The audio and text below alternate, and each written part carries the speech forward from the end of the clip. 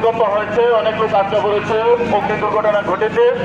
আপনারা ইতিমধ্যে দেখতে পেয়েছেন ভর্তিকৃত লোকদেরকে আমরা স্থানান্তর করেছি ফিল্ড হসপিটালে, এবং প্রাথমিক চিকিৎসা শেষে আমরা আরো উন্নত চিকিৎসার জন্য ঢাকা মেডিকেলে প্রেরণ করবো। পঞ্চম তলায় কিছু লোক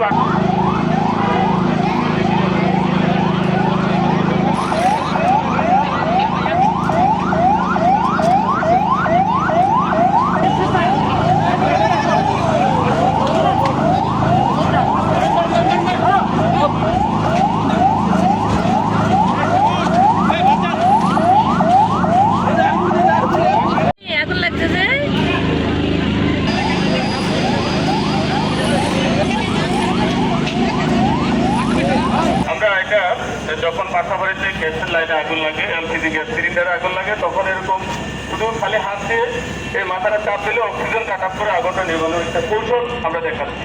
ইতিমধ্যে দেখতে পাচ্ছেন আমরা শুধু খালি হাত দিয়ে, হ্যাঁ, আবার একটু কমপ্লিট করে চাপ দিলে কিন্তু এই আগুনটা নিভে যায়। এই যে দেখতে পাচ্ছেন এইখানে মাথার মধ্যে কোনো আগুন নাই, ঠিক আছে? যারা কেউ যদি প্র্যাকটিক্যালি অংশগ্রহণ করতে চায়, সবার জন্য হাত চলে যাবে, সবার আরেকজন আছেন, বৃদ্ধাঙ্গুল দিবেন, বৃদ্ধাঙ্গুল, হ্যাঁ, কোটিটা সামনে রাখেন, হ্যাঁ, ধরে চাপতে ধরে ধরে রাখতে হবে। তারপরে গ্যাস থাকলে অক্সিজেন ঢুকে দেবে, কিন্তু ভিজা কম্বল, বাসা বাড়িতে দেখবেন ভিজা কম্বল, ভিজা কাঁথা, কোটির বস্তা, এগুলো দিয়ে চাপ দিলে আগুনটা নিভে যাবে। ভিজে নিয়ে আসতে হবে, ঠিক আছে?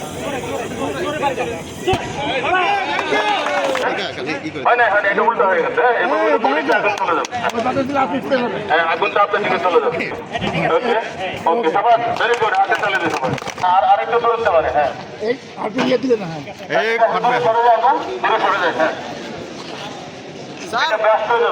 আরো সরেন, আগুনটা নিভে যাবে। আগুনটা কমে গেল, ওকে, সবার হাত চালিয়ে যাবে, আর নজলটা বাম হাতে ধরবে, এই অপারেটিং লিভারে চাপ দিবেন।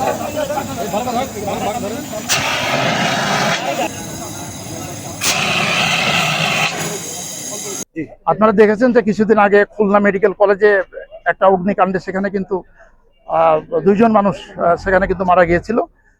সেই পরিপ্রেক্ষিতে আমরা কিন্তু এটা বেছে নিয়েছি যে নারায়ণগঞ্জের 300 শয্যা হাসপাতাল, যেটা এখানে কিন্তু অনেক রোগী থাকে, ইমার্জেন্সি রোগী থাকে। হাসপাতাল মানে সেখানে কিন্তু রোগী থাকে, ইমার্জেন্সি রোগী বেশি থাকে।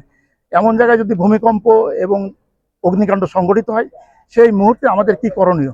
দেখা যাচ্ছে এমন রোগী আছে যার অক্সিজেন দেওয়া আছে, আমরা এই রোগীটাকে দ্রুত যদি অক্সিজেন খুলে ফেলি, তখন কিন্তু রোগীটা মারা যাওয়ার সম্ভাবনা থাকতে পারে।